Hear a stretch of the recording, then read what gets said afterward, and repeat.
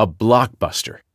That's what the Puliafito story had become by the last week of March 2017. Sarah Warren held nothing back in her interviews with me. She recounted in granular detail her 21 months of drugging with Puliafito and of trading her body for the narcotics he provided to her. The photos and videos were a visual documentation of her story. More corroboration came from the interviews with Sarah's parents and the eavesdropping mission at Blue Gold. I found Don Stokes through Mary Ann, whom he had contacted to check on Sarah's well-being. Stokes also went on the record about Puliafito. And so did Charles Warren. Charles's statement that he was a minor when Puliafito first gave him drugs appeared to be the most damaging allegation for the dean and USC. Harriet rewrote the draft to include the new material. Grad edited it and sent it to Duvison. I had added a couple of lines from my interviews with medical ethicists who commented on Puliafito's bad behavior. Two of them happened to say during the interviews that the Times had an obligation to disclose the information we had about Puliafito as soon as possible because he was still treating patients. They were right. I couldn't tell them of my concern that the story might sit unpublished for weeks or months under Maharaj and Duvison, if they ran it at all. I was also mindful that the Warrens were still dealing with Puliafito and that they were worried that Kyle Voigt might cause them trouble when he got out of jail. And I kept worrying that another media outlet would beat us on the story. So I sent this email to Duvison on April 6, 2017. Mark, the ethicists I interviewed made the valid point that because Puliafito is still treating patients, we have a responsibility to share our findings with the public as soon as possible. So I hope we can avoid any further delays in publishing this important and shocking story. There are other reasons. I have earned the trust of the Warren family, beginning with Sarah's parents, and they see publication of the story as the end of their 2-year nightmare with Puliafito. Lately, Puliafito has been calling the Warrens late at night, warning them not to speak to me. They are worried he could go off the rails. In the past, he has made threats of violence. The drug dealer in the story, Kyle Voigt, posted bail a few days ago. Puliafito probably paid for the bond and is on the loose. The family considers him a threat as well. I filed the original story more than 5 months ago. If it had run within any reasonable length of time, the deeper findings in the new story, and likely much more, would have been published by now in the form of follow-ups. I would have heard from the Warrens after the first story landed, and Puliafito would have been out of business in short order. Also, it's either a miracle of luck or just a sad commentary on the state of our competition that no other news outlet has reported at least a piece of the story, considering the number of cages we've rattled. Duvison replied about 2.5 hours later. Paul, the new and much improved story was given to me a few days ago. I read it last night. Will it again tonight, and will follow up with any questions. Best, Mark. And from that point on, Duvison went back into delay and dilute mode. He effusively complimented our work, which we had learned did not necessarily mean anything in terms of publication, and returned the copy to Grad, peppered with his questions and suggestions. We addressed every issue he raised quickly and thoroughly, and Grad sent the draft back to him. And then days passed with no word for the reporters from Duvison, although Grad had dealt with a few more questions from him and told us the story was close to the final lawyering stage, the review by Glasser that typically was the last major step before publication. I wasn't convinced of that, and I told Glasser that I feared the story would remain buried for months like the one that was killed. If that happened, I said, I would complain formally to Tribune's corporate office, specifically the General Counsel and HR, and highlight the concerns I laid out in my email to Duvison. I said this to Glasser, knowing that he would inform Duvison and Maharaj of my intentions, as he should. Glasser didn't tell me he would do that, but he didn't disappoint. The result was this email from Duvison. Paul, after receiving a copy of the story last week, I read and returned it to Shelby. He gave me a new version, and I returned it to him over the weekend with some questions. Last night, he delivered to me some supporting materials I had asked to see. The story is vastly improved with all the new reporting. I am very excited about publishing it. I have briefed Devon, and he is very excited. No one is ignoring the story or trying to keep it from being published, but it is a complicated story with a large quantity of new material, and it needs close scrutiny and careful editing. I'm willing to commit the effort, but first, I need a reciprocal commitment from you. Drop by at your convenience, and I'll explain what it is. Mark. I wanted to believe that he and Maharaj were excited about publishing the story, but the taunting line about it requiring close scrutiny and careful editing, which story wouldn't, read like Duvison was laying the ground for something I and the other reporters would not like. Worse was his stating that his commitment to the story was conditional, that it depended on whether he received some unspecified reciprocation from me. I couldn't believe he would put something like that in writing. Duvison's commitment to publishing a story of significant importance to our readers should be based solely on the soundness of the journalism. I walked into his office as soon as he was free that day. Once the door was closed, he all but shouted at me, and I learned what he expected in return for committing himself to the story. My promise to never take any ethical complaints to HR. He said he respected me a great deal, but that I had violated some sort of trust by threatening to go to HR about a newsroom matter. The newsroom handles its own problems, Duvison said, his owlish face blanched with anger. We do not involve HR. I told him it wasn't smart to pressure employees not to report ethical concerns to HR, which company policy required us to do. Duvison was unmoved. He brought up the demand I'd made for legal representation separate from Maharaj and him after they killed the original story. In doing that, Duvison said, I had created a toxic relationship between me and them. Long ago, I had become used to Duvison's passive-aggressive behavior, his way of using hollow praise to set you up for a negative experience. But I had never seen him like this. His voice on the edge of a scream as he slapped his desk and jabbed his fingers and denounced me as a traitor of sorts. I wanted to give it back to him at full volume.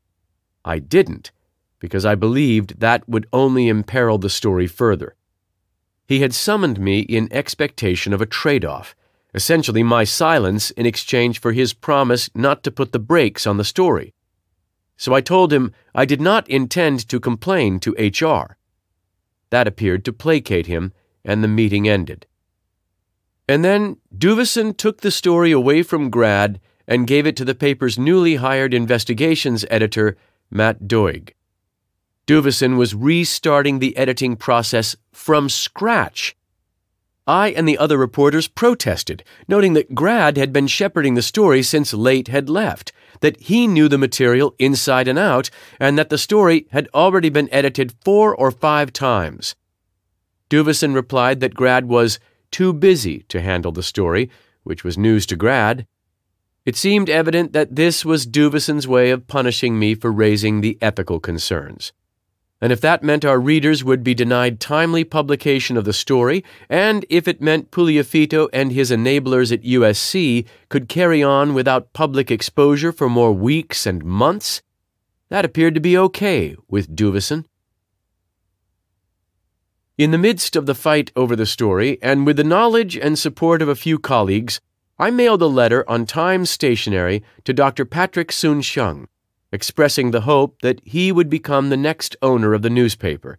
That is, Farrow and Trunk had to be run out of L.A. if the Times were to survive. Soon-Shiong was a billionaire physician on the strength of his advances in cancer-treating drugs. He had been interested in buying the Times in the past and controlled the second largest number of shares in Trunk stock after Farrow. The year before, Farrow had invited him to invest in the company to fend off a takeover by the Gannett newspaper chain. But the relationship between the two men soured after Sun Sheng took exception to Pharaoh's lavish spending of shareholder money, including on his private jet. Pharaoh had recently maneuvered to have Sun Sheng kicked off the company's board of directors.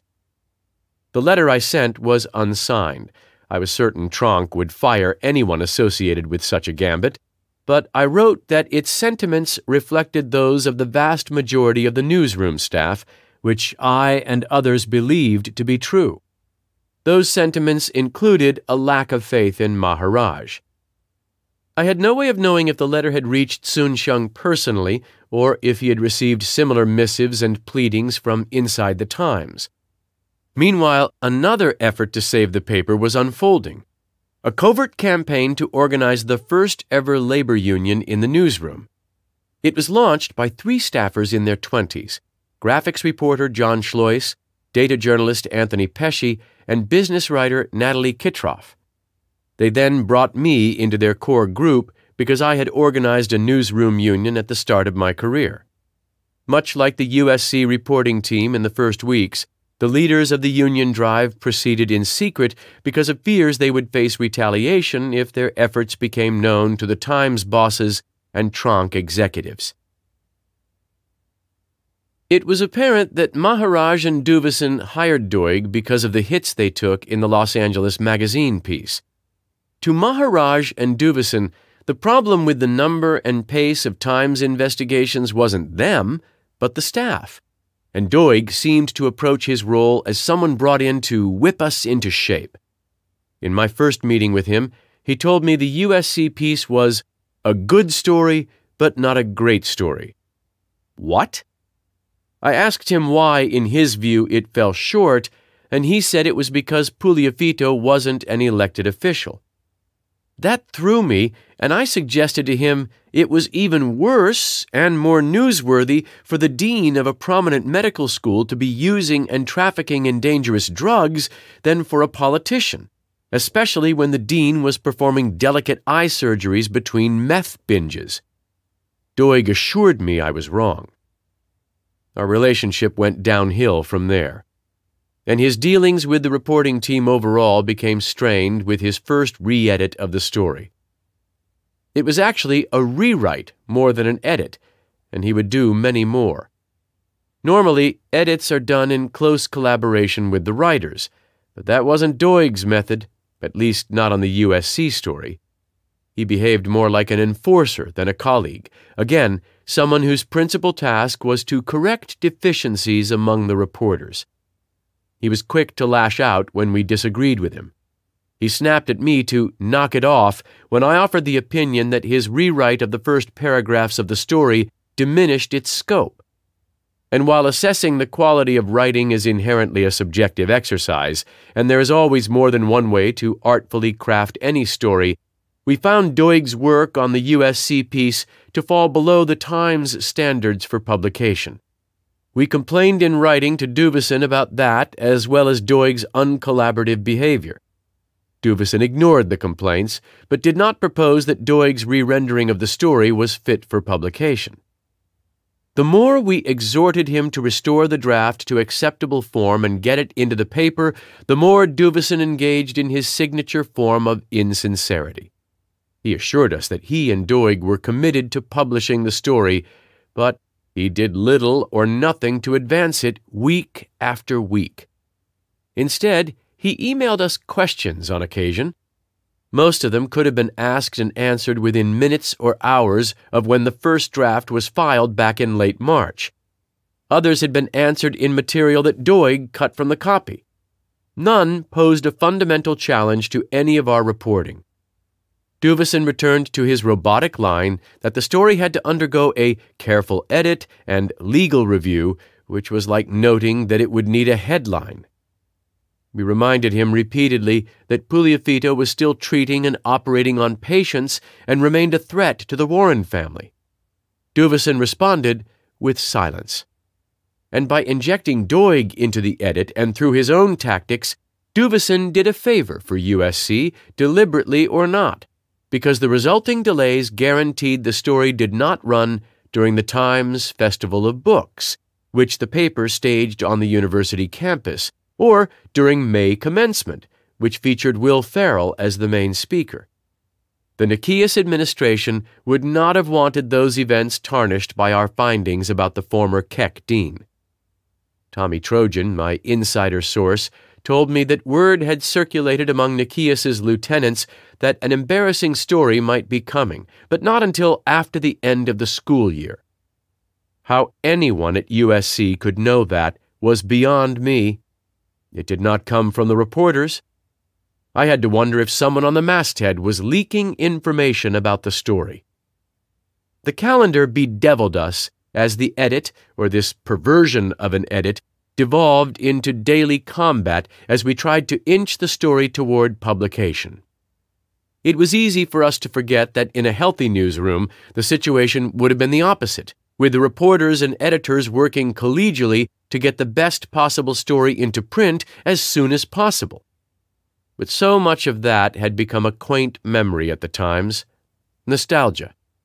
All we could hope for is that the story would be published someday and in a state that would not mortify us.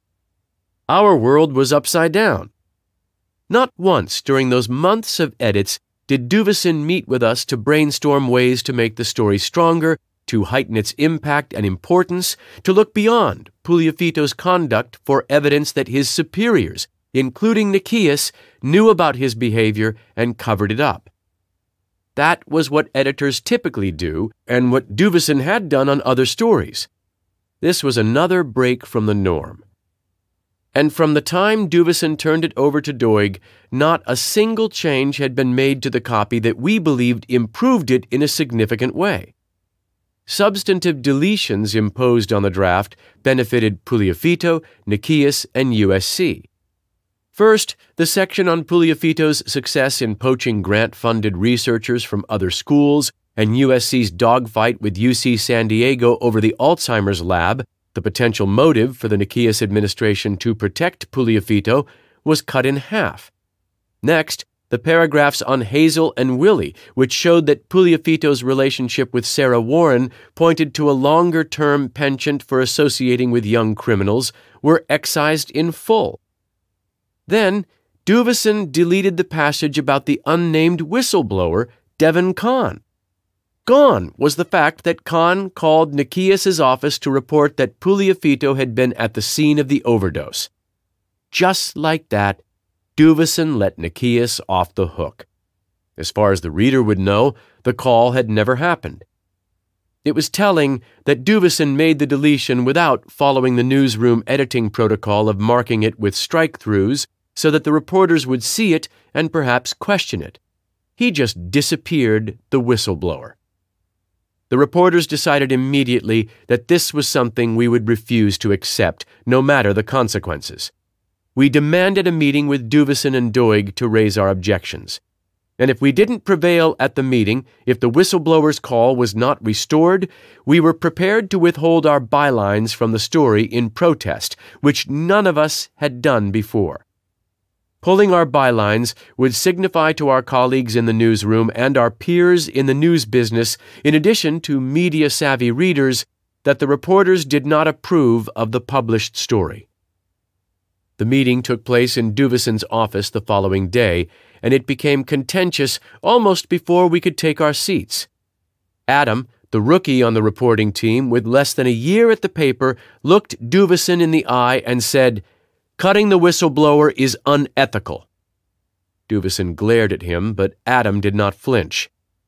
The level expressions of Harriet and Sarah and Matt likewise offered Duvison no refuge. The managing editor was boxed in.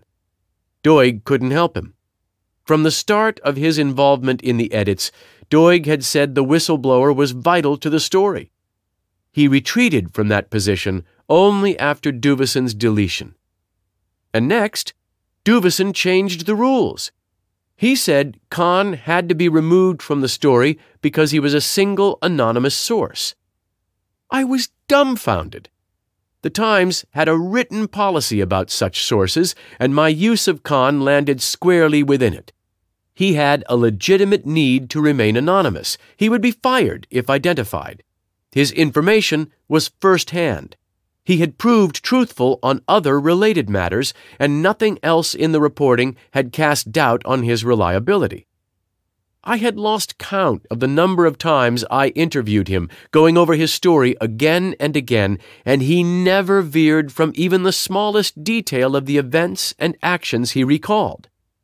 And whenever I had documentation to check his information against, such as the Pasadena police and city attorney records, as well as the 911 recording, it supported him 100%. In his flailing attempts to defend eliminating the whistleblower, Duvison pointed out that the documentation did not include a phone record. I said I would get it. But what cut through the back and forth about the whistleblower and sourcing were comments by Duvison that suggested we ease up on Nikias, because the story, without the whistleblower, was already damaging enough for him. As it is, Max Nikias is going to have a bad day, Duvison said. It will be the worst day of Max Nikias's life. He seemed to be pleading for leniency for the president of a powerful institution who may have covered up wrongdoing that posed a threat to the public. Harriet stood from her chair and gave Duvison a lacerating look. "What you just said is very disturbing," she told him. She spoke for all of us. The meeting was over. As we left his office, we advised Duvison that we would explore our options, the implication being that we were considering a complaint to the corporate office. He said nothing. We regrouped in Grad's office and returned to the discussion of withholding our bylines from the story, presuming it never would be published. Grad implored us not to pull our names, because that would give Duvison and Maharaj an excuse, however dishonest, not to run the story. We saw Grad's point. The next day, Duvison ordered Harriet and Adam to his office and more or less disciplined them for raising the ethical issue about the whistleblower, saying they were out of line. But Duvison must have taken to heart the implicit threat of a corporate complaint, because he restored the whistleblower the day after that. He offered the laughable explanation that he had now realized how central Khan was to the story. It so happened that I had secured from Khan the phone record showing his 6-minute call to Nikias's office. But that seemed to no longer be a priority for Duvison. Summer was approaching. We had sent Grad the draft of the story in the second week of spring. The Warrens were on the verge of giving up on the story. They were considering hiring a lawyer to take a complaint to USC about Puliafito, who still hadn't been exposed in the pages of the Times. He could be back in their lives at any moment. He already was in touch about paying some of Sarah's lingering bills from her crash and burn months with him. What if he started bothering her again? I'd hoped the Warrens would not get an attorney until after the story ran. Lawyers frequently counseled their clients to not talk to reporters. But I couldn't fault the Warrens if they retained an attorney and cut me off. They had been more than patient.